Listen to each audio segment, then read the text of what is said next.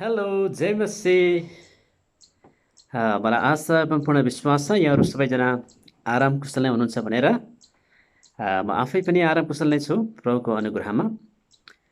र आज हामी सबैलाई थाहा छ आजको विश्रामको दिनमा हामी सबैको आफ्नो मण्डलीमा भवन नभएर अनलाइन जुम सङ्गति पक्कै पनि भयो होला, भयो भने म विश्वास गर्दछु। च्याउस हामीहरू सबैजना आशिषित भएका छौँ प्रभुको अनुग्रहमा र उहाँको सहायतामा। म फेरि पनि तपाईँहरूको बिचमा एउटा छोटो वचनलाई म बाँड्न चाहन्छु।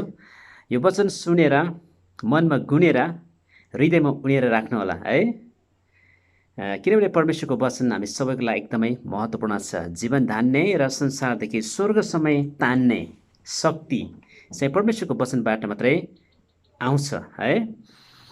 आज म तपाईँहरूको बिचमा एउटा विषयबाट एकदमै सामान्य विषय, एकदमै आधारभूत विषयबाट म तपाईँलाई थोरै कुरा बाँड्न चाहन्छु। त्यो के हो भन्दाखेरि चाहिँ पापलाई कसरी जित्ने त है। How to overcome sin, how to overcome sin. Sin is not sin, sin is secret hidden sin. Okay, sin is dark side, so we have to be careful. म आज तपाईँहरूको बिचमा हामी कसरी पापलाई जित्ने भन्ने विषयमा एक दुईवटा कुरा म बाँड्न चाहन्छु। पहिलो कुरा चाहिँ पापलाई जित्नका लागि तपाईँ र मैले स्टे कनेक्टेड विथ जिजस। एकदम सिम्पल छ। पापलाई जित्नका लागि हामीले येशूसँग सम्बन्धमा, येशूसँग सञ्चार र सम्पर्कमा रहिरहने। Okay, stay connected with Jesus. जब हामी येशूसँग सम्बन्धमा रहिरहन्छौँ हामी पापदेखि टाढा हुन्छौँ। हामी पाप गर्ने आँट गर्दैनौँ किनकि we love Jesus. Okay, we are saying yes to Jesus, we are saying no to scene.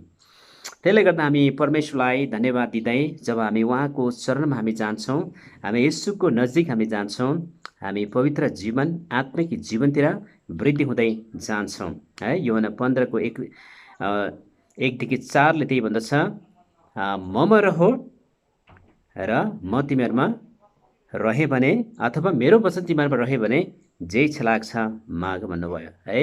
यसका हामी उहाँमा रहन जरुरी छ। पहिलो कुरा चाहिँ हामी येशूसँग रहने, येशूसँग रहने। येशू मात्रै बाटो सत्य र जीवन हुनुहुन्छ। येशू मात्रै भरोसा योग्य मित्र हुनुहुन्छ है। He is a trustworthy friend, he is a trustworthy God and a Lord. So stay connected with Jesus. It simply means keep on growing in the fellowship. Okay, continue to talk to Jesus.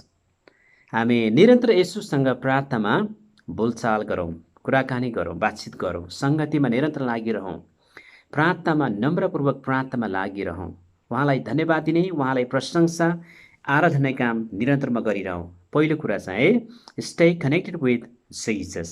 येशूसँग सम्बन्धमा रहिरहनु, येशूसँग गाँसिरहनु, येशूसँग रहेर हाँसिरहनु।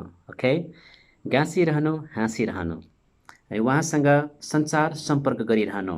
यसको अर्थ हो निरन्तर रूपमा प्रार्थनामा उहाँसँग कुराकानी गरिराख्नु, विश्वासद्वारा येशूसँग कुराकानी गरिराख्नु। Okay, talking to Jesus by faith. Okay, second things, दोस्रो कुरा चाहिँ तपाईँ र मलाई पापको बन्धनबाट, कुनै पनि रोग या कुनै पनि पापपूर्ण बन्धनबाट छुटकारा दिनुहुने सत्यले मात्र, परमेश्वरको वचनले मात्र हामीलाई स्वतन्त्र तुल्याउँदछ। बाइबलले भन्छ सत्यले हामीलाई स्वतन्त्र तुल्याउँछ। यूहन्ना 8:31-32ले भन्छ परमेश्वरको वचन सत्य हो र येशू ख्रीष्ट सत्य हुनुहुन्छ। सत्यले मात्र तपाईँ र मलाई, विश्वासीहरूलाई कुनै पनि पाप र बन्धनबाट स्वतन्त्र छुटकारा दिनुहुन्छ है। तपाईँ र म सत्यतामा अगाडि बढ्न जरुरी छ। सत्य चाहिँ येशू ख्रीष्ट हुनुहुन्छ, अर्थात् परमेश्वर सत्य हुनुहुन्छ, कहिले पनि परिवर्तन नहुने है, अपरिवर्तनीय। हामी चाहिँ परिवर्तन हुन्छौँ, वी आर चेन्जेबल, तर उहाँ चाहिँ कहिले पनि चेन्ज हुनुहुन्न। हिजो आज सदा सर्वदा एक समान हुनुहुन्छ येशू ख्रीष्ट।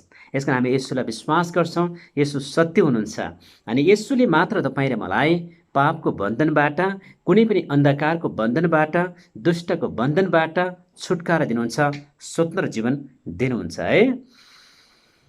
अनि अर्को कुरा चाहिँ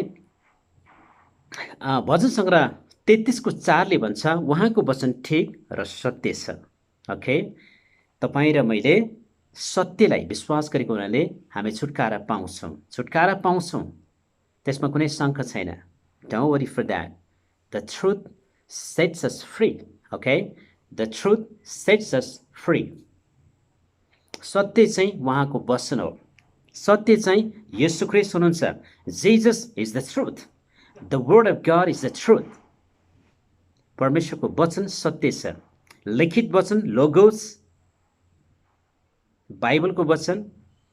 अर्को चाहिँ रेमा, प्रष्ट रूपमा बोलिएको, उच्चारण गरिएको, तुरुन्तै परमेश्वरको आत्माले कुनै पनि व्यक्तिबाट आत्मामा, पवित्र आत्माद्वारा बोलिने वचनलाई रेमा भनिन्छ।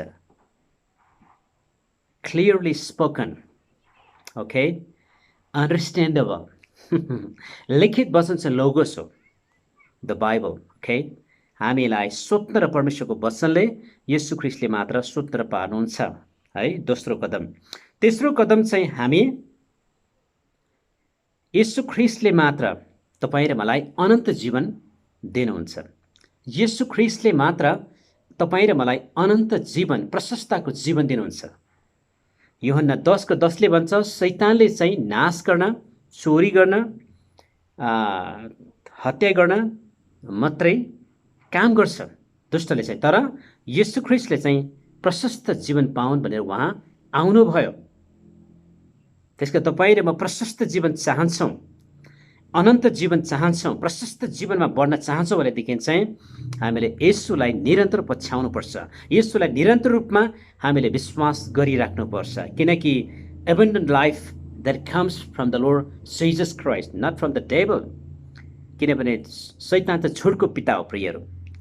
ओके, प्रशस्त जीवन, धेरैपल्ट मानिसहरूले प्रशस्त प्रशस्त भन्छन् होइन, वढी छ प्रशस्त, कहिले पनि नसिद्धिने, नढुङ्गिने, वृद्धि भइराख्ने, बडो आशिषित जीवन, सुवासनामय जीवन, बढ्दै जाने, वृद्धि हुँदै जाने प्रशस्त जीवन, त्यो चाहिँ परमेश्वरबाट आउँदछ। ओके, यूहन्ना 10:10 म प्रशस्त जीवन पाउन् भन्ने हेतुले म आएँ, उहाँले भन्नुभएको छ। अर्को कुरा चाहिँ, चौथो कुरा चाहिँ हामीले पापपूर्ण बाधाहरू, पापपूर्ण कार्यहरू सबै त्याग्नुपर्छ र हटाउनुपर्छ। हिब्रू 12:1-2 भनेको जस्तै तपाईँ र मलाई सजिलैसँग अल्झाउन सक्ने कुनै पनि तत्त्वहरू, कुनै पनि दैनिकी रूपमा आउने यस्ता चुनौतीहरू, बाधाहरू छन् भने येशूको नाम हटाउनुपर्छ हामीले। त्यो नहटाइकन तपाईँ र म फस्छौँ, शैतानको जन्जालमा पस्छौँ। त्यसले गर्दा हामीहरू आफ्नो बारेमा हामीहरू चनाखो रहन जरुरी छ। बी केयरफुल, हामी होसियारी रहन जरुरी छ। तपाईँ र मलाई शैतानले, दुष्टले फसाउन सक्छ। यदि तपाईँ यात्री हुनुहुन्छ, यात्रा गर्दै हुनुहुन्छ भने तपाईँले आफ्नो झोला, आफ्नो ब्यागेजहरूको, आफ्नो ज्यानको सुरक्षा तपाईँले रेखदेख गरिराख्नुपर्छ। होइन भने तपाईँलाई तस्करीहरूले, अपराधीहरूले तपाईँको झोलामा ड्रग्स राखिदिन सक्छ, खास गरी एयरपोर्टमा, भन्सारमा, अनि तपाईँ आजीवन कारावास पनि पस्न सक्छन्। धेरै मानिसहरू, निर्दोष मानिसहरू ठाउँ ठाउँमा, एयरपोर्टहरूमा, ट्रान्जिसनहरूमा त्यसरी फसेका छन्। त्यसकारण हामीले, तपाईँ र मेरो जीवनमा पनि शैतानले, दुष्टले त्यस्ता कुराहरू राखेर फसाउने कामहरू गर्छन्। ओके, यसकारण हामी होसियारी हुन जरुरी छ। हामीले आफ्नो जीवनमा सधैँ जाँच गरेर एकदमै होसियारीका साथ त्यस्ता कुनै बाधाहरू छन् जुन कारणले गर्दा तपाईँ र मलाई यसोमा अगाडि बढ्न दिँदैनन्, त्यस्ता कुनै बाधाहरू छन् जसको कारणले गर्दा खुलेर प्रभुमा अगाडि बढ्न दिँदैन भने तपाईँले त्यसलाई तुरुन्तै चेक गरेर तपाईँले हटाउनुपर्छ। तुरुन्तै तपाईँले त्यो कुरालाई तपाईँको जीवनबाट दूर गराउनुपर्छ। किनभने तपाईँ अगाडि बढ्दै हुनुहुन्छ, तपाईँ वृद्धि हुँदै हुनुहुन्छ। अनि हिब्रू 12:1-2ले त्यही भन्छ, हामी आफ्नो सामु राखेको दौडलाई धैर्यका साथ दौडौँ, धैर्यका साथ नआत्तिकन नमात्तिकन होइन, निरन्तर रूपमा हामी दौडिन सक्छौँ, किनकि हामी दौडमा छौँ, हामी इनामको भागीदार हुँदैछौँ। अनि दौड चाहिँ हाम्रो इसाई जीवन हो। इसाई जीवन येशूसँग बग्दै जाने, अविरल बग्दै जाने, निरन्तर रूपमा बढ्दै जाने इसाई जीवन हो। Growing with the lord Jesus Christ, walking with the Lord Jesus Christ, walking through the Bible. Walking through the Bible, that brings us revival, okay? Walking through the Bible brings us great revival. Why? Because the Word of God has a power to empower your life and my life that becomes really sweet and a tremendous, amazing, beautiful life. So we have to walk together with Jesus. And we have to remove all kinds of obstacles, any kind of challenges and problems, whatever, you have to move them out. You have to move them out. तपाईले त्यो कुराले हटाउनु पर्दछ in the name of Jesus, because you are growing. If you are growing, you are throwing that kind of unnecessary things from your life, okay?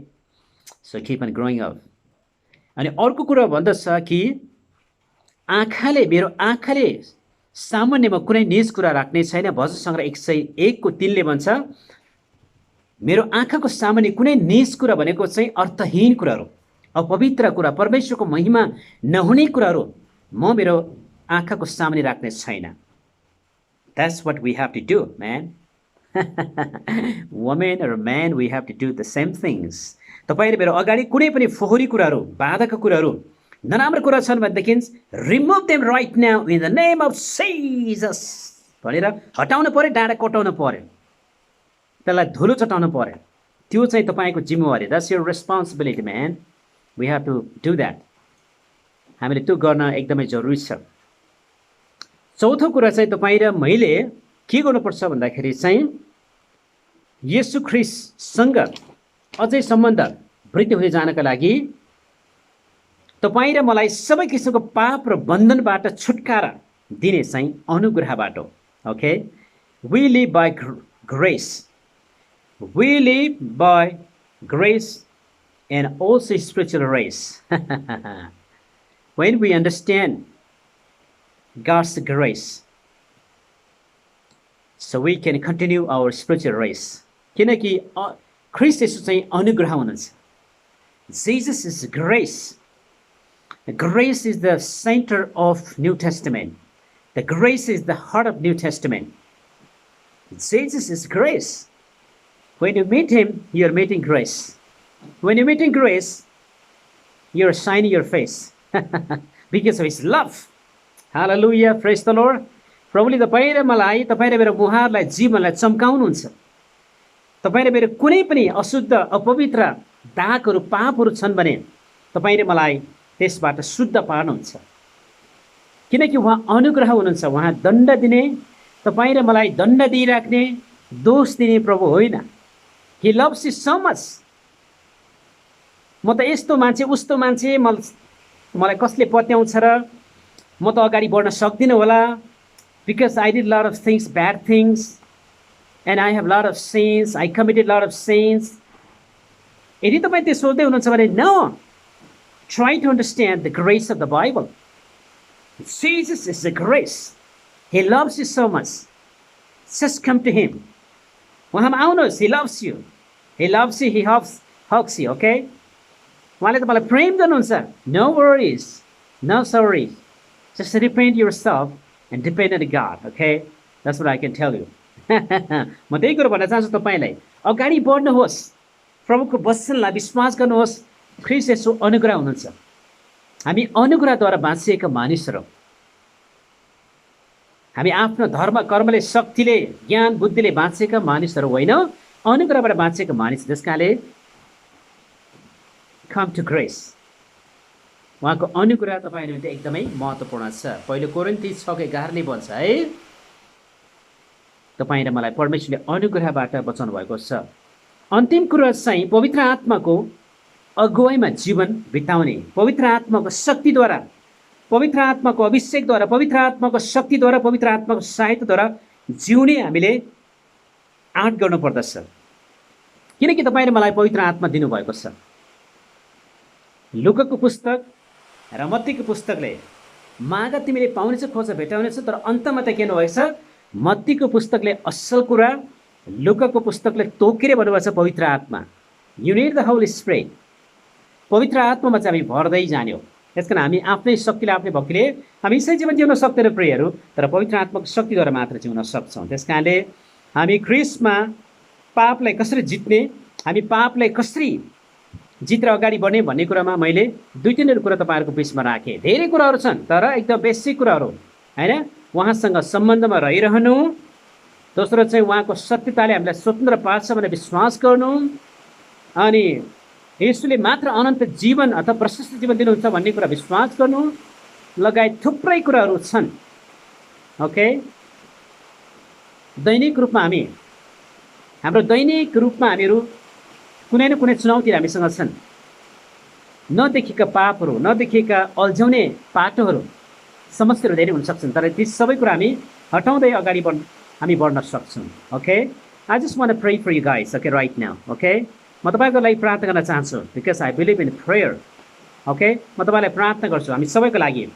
जिउँदो परमेश्वर पिता, तपाईँलाई धन्यवाद छ प्रभु। यति बेला म प्रार्थना गर्छु परमेश्वर पिता, यो भिडियोबाट सुन्ने मित्रहरू सबैलाई येशूको नाउँमा मेरो प्रार्थना छ कि उहाँहरूको जीवनमा कुनै त्यस्ता गोप्य पापहरू छन्, पापसँग सङ्घर्ष अनि गरिरहनु भएको छ भनेदेखि येशूको नाउँमा विजय म घोषणा गर्दछु। येशूको नाउँमा they are overcoming in Jesus name. येशूको नाउँमा विजय घोषणा गर्दछु। त्यो पापबाट, त्यो बन्धनबाट येशूको नाममा छुटकारा छ। अहिले यसै घडी नै जसले यो भिडियो हेर्दै हुनुहुन्छ, येशूको नाममा be free in the name of Jesus right now. येशूको नाउँमा छुटकारामा घोषणा गर्दछु। हरेकले प्रभु तपाईँले विजय जीवन दिनुभएको छ, विजय जीवन दिनुभएको छ। तपाईँको वचन सत्य छ, तपाईँ येशूमा विजय जीवन छ। Thank you Jesus, I bless them in the name of Jesus. आमेन। Praise the lord in Jesus name. येशूको नाम। आमेन, आमेन। जय मसीह। God bless you. तपाईँहरू सबैलाई प्रभुले प्रशस्त रूपमा आशीर्वाद दिनुभएको होस्। हस्, हामी फेरि भेटौँला, मनको कुरा मेटाउँला, सारङ्गी रेटाउँला छैन भनौँ। सारङ्गी हामीसँग छैन, पायो भनेदेखि हामी बजाउँछौँ है सारङ्गी पनि भन्दै यहाँहरू सबैलाई बिदाई भन्न चाहन्छु र जय मसीह। God bless you.